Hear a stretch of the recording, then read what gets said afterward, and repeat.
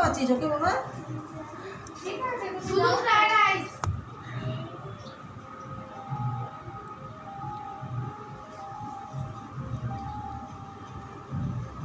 কি খাইনি?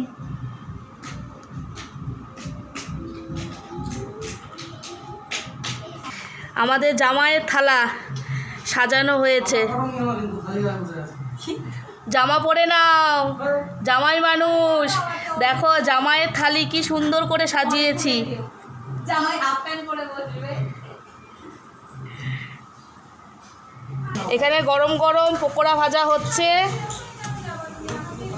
এই যে আমার মা ভাজছে, খুবই ক্লান্ত মা।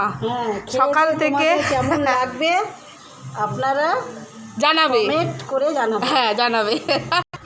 নাও নাও বসো, মা নিয়ে আসো একে একে সব। এই যে আমাদের বোনজামাই,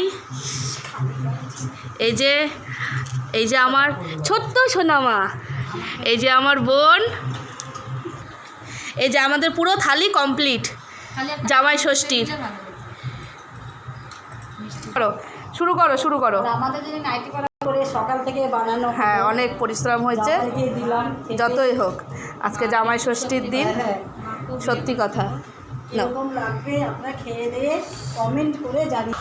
আবার ভাজা হচ্ছে পকোড়া আমাদের সবার জন্য।